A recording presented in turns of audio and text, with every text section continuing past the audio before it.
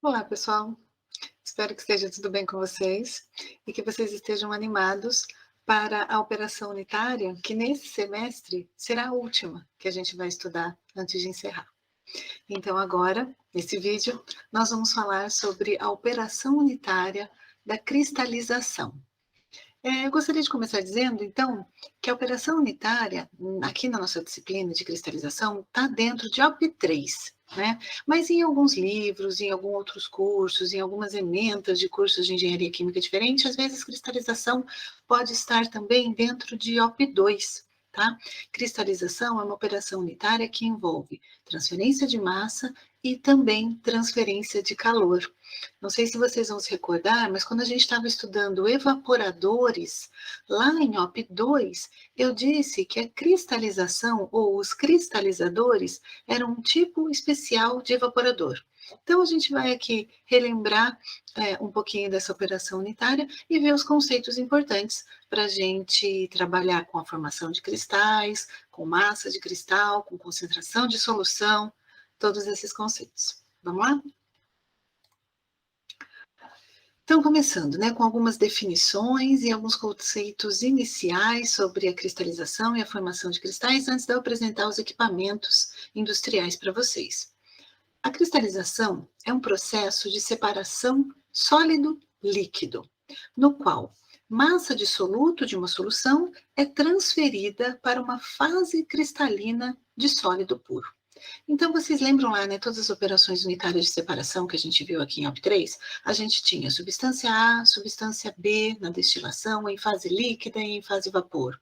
A gente tinha na extração líquido-líquido duas substâncias líquidas miscíveis e uma terceira, um solvente, também líquido para fazer a extração. A gente viu na absorção a o surgimento, né, a necessidade de fazer cálculos com uma fase gasosa. A gente viu na adsorção e na lixiviação a presença de uma fase sólida. E aqui na cristalização a gente também vai lidar com sólido, só que dessa vez é o sólido cristalino formado pelo soluto presente na solução. Vocês já devem ter visto isso lá no começo do curso, nos primeiros anos, nas aulas iniciais de química ou termoquímica, sobre soluções, né? Solução insaturada, solução saturada, solução supersaturada. E é disso que a gente vai se valer aqui na cristalização também. Tá? Então, é um processo em que a gente quer separar um soluto presente na fase líquida. E a gente vai fazer essa separação transformando esse soluto numa fase sólida, o cristal daquele sólido ou soluto de interesse. Então, nesse esqueminha aqui, eu tirei esse esqueminha do vídeo que eu sugeri para vocês como material extra, né, para vocês assistirem sobre esse assunto. Temos um esquema de uma solução, né, um líquido inicialmente com um soluto e especialmente na situação supersaturada, ocorre por algum mecanismo que eu já vou falar com vocês, o processo de nucleação e formação desses núcleos e desses germes de cristais que depois vai crescer e formar o cristal totalmente sólido, que vai poder assim então ser removido dessa fase fluida. Tá? Então, cristalização também é um processo de separação, é um upgrade, aí, é uma mais, né? Quando a gente estudou evaporação, se a gente for um pouco além, a gente consegue cristalizar, né? Fazer evaporação é uma das maneiras de fazer cristalização para separar esse soluto como uma fase sólida da solução. É um processo no qual partículas sólidas são formadas a partir de uma fase homogênea. Então, alguns exemplos: congelamento de água para formar gelo, formação de partículas de neve a partir do vapor, formação de partículas sólidas a partir de um líquido fundido e, que é o nosso interesse aqui nessa aula de hoje, a formação de cristais sólidos a partir de uma solução líquida. Na cristalização, a solução é concentrada e geralmente resfriada até a concentração do soluto tornar-se maior que a sua solubilidade naquela temperatura. Vejam, a gente precisa sempre estar com uma solução supersaturada para eu poder fazer os cristais. Tá? E aí a gente faz isso concentrando essa solução de várias maneiras. Como no evaporador, lembra que a gente concentrava uma solução e girava vapor? Eu posso concentrar a ponto de supersaturar a solução. Assim, o soluto sai da solução formando cristais de soluto praticamente puros. É importante conhecer e lembrar na hora de estudar a cristalização e os equipamentos, o rendimento e pureza dos cristais e também o tamanho e a forma desses cristais. Quando uma solução é evaporada até que fica saturada pelo soluto, o prosseguimento da evaporação ou o resfriamento leva à precipitação de cristais sólidos. Vocês devem estar lembrados lá das químicas da vida que vocês já estudaram, que a saturação é proporcional ou é dependente ou é função da temperatura do meio, tá? Normalmente, se a gente resfria uma solução, ou se essa solução está numa temperatura relativamente mais baixa, o ponto de saturação também é mais baixo. Essa é a fase física da cristalização, uma operação unitária que se usa para separar os solutos da solução. Coloquei aqui alguma imagem do açúcar cristal, que no processo de produção lá da usina de álcool, de açúcar, tem a etapa de cristalização também, além da etapa de evaporação. Por definição, a cristalização é a conversão de uma substância ou mais de uma, tá? Sempre aqui nos nossos exemplos teóricos, a gente pensa num único soluto envolvido aí presente nessa solução para ser cristalizado, mas pode ser mais de um, tá? No estado gasoso, líquido ou sólido amorfo para o estado cristalino, tá? Então, ele está de um estado que não é cristal para o estado cristalino. O sólido cristalino são átomos e moléculas que o constituem organizados em uma estrutura tridimensional regular, tá? Uma substância amorfa, uma substância cristalina. Cristalização. Então, é um processo de separação, como todos os que a gente vem estudando aqui nas operações unitárias, ou também, né, a gente pode chamar de um processo de purificação. Via de regra, esses são produtos, né, os cristais são produzidos em baixas tonelagens. Quando a gente pensa em processo químico, processo industrial, sempre são altas cargas, altas vazões, altas taxas, né? Mas aqui é relativamente baixo e gera-se um produto, esses cristais, que normalmente tem alto valor agregado e alta pureza. Grande emprego na indústria farmacêutica, indústria alimentícia, indústria orgânica fina, de pigmentos, entre outros tantos exemplos que empregam a cristalização.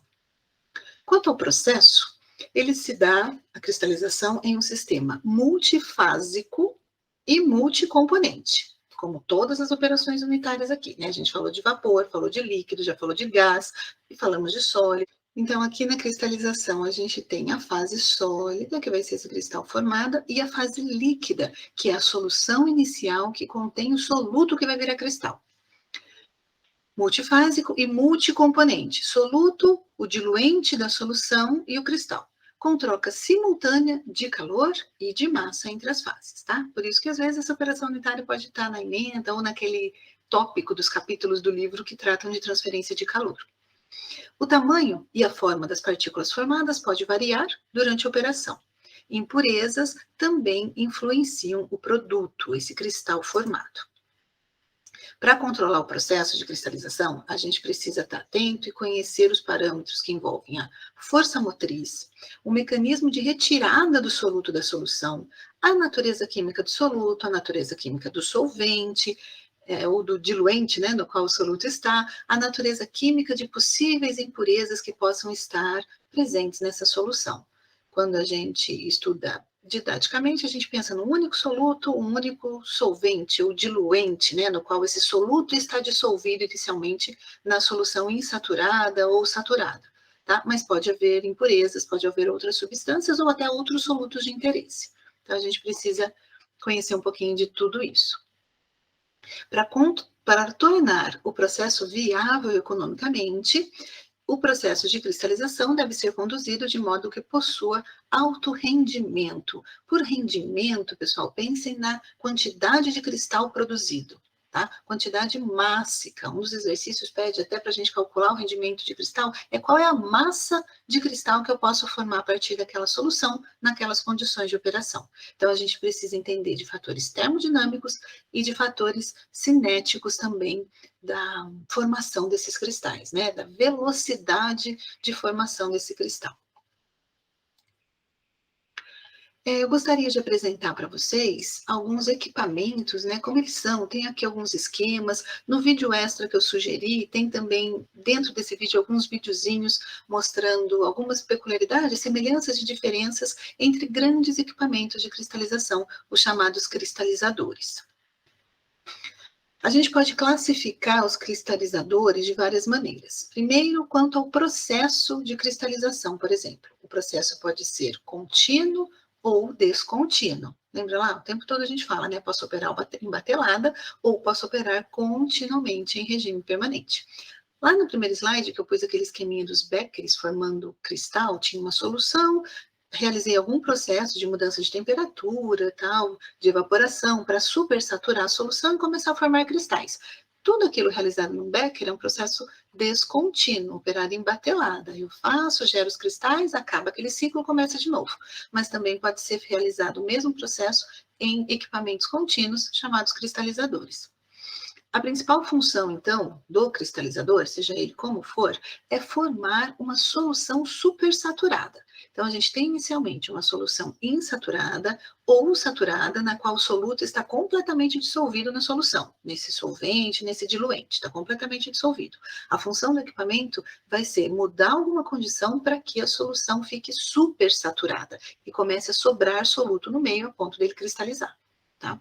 E aí a gente classifica de novo esses equipamentos agora de acordo com o método que ele vai usar para supersaturar a solução. Pode ser, por exemplo, por resfriamento da solução, porém sem evaporação, tá? Sem perder vapor desse solvente, desse diluente. A gente só resfria para mudar o ponto de solubilidade da solução. Outra opção, a opção número 2, é a evaporação do solvente, porém sem resfriamento. Aí é o nosso bom e velho conhecido evaporador, que a gente estudou lá em OP2, agora evaporando a ponto de supersaturar a solução e formar cristais no equipamento. E por isso o equipamento deve ser construído também de uma maneira diferente do que o evaporador é. Eu vou mostrar para vocês. E por fim, a combinação desses métodos, que é a resfriação e a evaporação também, tá? Elas são combinadas adiabaticamente para melhorar a velocidade, aumentar a velocidade ou a quantidade de formação desses cristais. Também a gente pode classificar quanto à forma de gerar a supersaturação no meio, né? Continuando, resfriamento, evaporação, também podemos fazer aplicando vácuo, que a gente fez lá nos evaporadores. Podemos também, no meio dessa solução, adicionar uma substância chamada de antissolvente, que ao invés de a gente mexer com a temperatura, a gente coloca uma substância para mudar o ponto de solubilidade da solução. Ou ainda fazer uma reação química na qual o produto seja um sólido precipitado. Tá? São opções aí de formar cristais e gerar supersaturação no meio. Ainda sobre a classificação, supersaturação por resfriamento, solubilidade que diminui marcadamente com a temperatura. Então, a gente vai escolher, né, qual tipo de cristalizador usar, ou qual processo empregar, de acordo com a solução que eu preciso cristalizar. Então, se for uma solução cuja solubilidade diminui drasticamente ou significativamente com a temperatura, vale a pena fazer supersaturação por resfriamento. Fazer a evaporação do solvente é mais conveniente quando a solubilidade daquela substância pouco se altera com a temperatura. Então, é melhor evaporar a água e concentrar a ponto de supersaturar. Para fazer resfriamento adiabático a vácuo, é conveniente quando uma solução quente é introduzida, é realizada quando uma solução quente é introduzida em um equipamento no qual o solvente sofre flash, ou como a gente fala em português, flecheia, ou evapora, e a solução é resfriada adiabaticamente. Tá? Então, a gente varia a pressão para mudar a fase de uma das substâncias, né? No caso, o diluente, o solvente, não o soluto, ele muda de fase, ele faz um flash, ele flecheia. A gente viu isso lá em destilação também. Tá? E aí cristaliza, a solução fica supersaturada e forma cristais. Também podemos classificar os cristalizadores de acordo com as condições hidrodinâmicas, se vai ser não agitado, mecânico ou ainda com circulação externa e com circulação interna. Vou mostrar alguns esqueminhas para vocês verem como que se dá essa circulação, né? Como que pode se dar essa circulação. Os primeiros aqui que eu vou apresentar para vocês, acho que são os cristalizadores mais clássicos, mais comuns, que estão nos vídeos da internet, estão nos livros de operações unitárias também, né? Que são dois aqui principais, né? O primeiro é um evaporador cristalizador que circula o líquido, e o segundo, ele também circula, né? Vou mostrar aqui o esquema para vocês, mas ele é operado a vácuo, tá? Ele é operado a vácuo e tem uma região aí chamada de magma, que esse magma circula, tá bom? É dentro do cristalizador. Esses equipamentos, pessoal, lembram bastante os equipamentos de evaporador que eu apresentei para vocês, né? Nós fizemos prática do evaporador do tipo calandra, e depois eu mostrei ainda alguns esquemas e vídeos de outros tipos de evaporadores. Se vocês puxarem pela memória, vocês vão lembrar que tinha evaporador parecido com esses, né? A diferença é o tamanho do tanque e principalmente, como nesse caso aqui, né, um tanque relativamente grande para dar tempo, para ter espaço e tempo suficiente para os cristais sedimentarem no fundo desse tanque. Então, o que que acontece aqui? A gente tem uma alimentação, vejam aqui é o F da alimentação, que é uma solução insaturada ou saturada do soluto presente no solvente. É totalmente dissolvido na solução.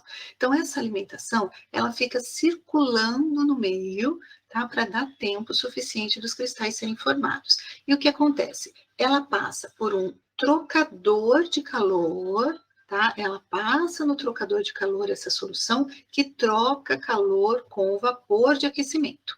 O vapor aí do ciclo do processo é o empregado nesse trocador de calor para deixa eu pensar. Para resfriar essa solução e a gente conseguir formar os cristais na solução resfriada. Tá? Então, resfria a solução. Agora, essa alimentação que entrou aqui foi resfriada, ela cai no tanque do evaporador com os seus cristais. Os cristais, eles já começaram a ser formados durante o resfriamento, e aí eles vão e caem, se depositam no fundo do tanque. Cristais maiores ficam, cristais menores, se não deu tempo de sedimentar, volta aqui e fica recirculando, tá? E ainda tem aqui nesse exemplo a saída de vapor. Então, deixa eu pensar, eu acho que eu falei errado, né? Não, desculpa, pessoal, eu falei que aqui é o resfriamento, mas aqui não há o resfriamento. Aqui é o aquecimento. É um trocador de calor para aquecer essa solução, igual no evaporador. Para aquecer essa solução, gera vapor do solvente, do diluente, né? Gera vapor, gera os cristais por perda de água e concentração dessa solução, água, qualquer solvente, né? E concentração dessa solução e os cristais ficam aqui. E aí, com o tempo, o cristal vai se sedimentando no fundo do tanque e quando isso estiver em regime permanente, operação contínua, pode-se coletar produto. O produto, pensem sempre que não é já um cristal seco, né? É uma massa, é um lodo, uma lama de cristal presente numa solução. Tá? Na solução ainda desse soluto, e essa solução está no seu ponto de saturação. Nós já vamos falar sobre isso. Esse outro tipo de equipamento aqui, ele é parecidíssimo com o anterior, só que ele aplica vácuo lá no topo, né? Aplicar vácuo lá no condensador da saída desse equipamento, né? Lembra que tem um condensador para que o vapor gerado ainda seja coletado na fase líquida. Mas aplica vácuo para a gente conseguir obter pontos de ebulição a temperaturas mais baixas do que o ambiente. Tá? Então, se a gente estiver na pressão ambiente, se for água solvente, vai lá entrar em ebulição próximo aos 100 graus. Se a gente aplicar vácuo, a gente consegue evaporar esse solvente a temperaturas mais baixas, né? E de novo, então a alimentação nesse caso está entrando aqui, só por questão do esquema, né? Mas entra bem no lugar em que a bomba leva para o trocador de calor, né? Para que ele se aqueça, e aí ele evapora, porém em temperatura diferente, e o cristal fica aqui no fundo e é coletado como produto, tá? É uma lama, é uma massa, assim, um lodo, um magma. Esse é o nome que os livros chamam, no caso do cristalizador, de magma. Por isso o nome aqui é o magma, que é o cristal misturado com essa solução. Além desse esquema bem didatiquinho, né, que eu mostrei nos slides anteriores, vocês podem encontrar nos livros e na internet outros exemplos e outros modelos de cristalizadores, como esses aqui, ó. Tem alguns que a gente consegue ver alguns agitadores lá dentro. Vou mostrar um próximo esquema com agitação. Esse aqui também é de recirculação, ó. Aqui é onde os cristais se formam, são coletados. Essa região aqui é o trocador de calor e lá em cima a saída de vapor, com vácuo ou sem. Tá? Tem um que pode ter um resfriamento indireto, às vezes ele tem uma camisa externa, é um trocador de calor diferente. Lembra? A gente viu também lá em OP2 um trocador de calor do tipo espiral, né, que troca calor ó, dentro do mesmo tanque, ao invés de fazer separado a troca de calor, faz dentro do tanque onde ocorre a cristalização. São possibilidades de configuração do equipamento. Tá? E para esses com agitação, eu mostro esses outros dois esquemas aqui para vocês, né? Que pode ter uma camisa de aquecimento ou resfriamento. Nesse caso aqui a gente tem resfriamento.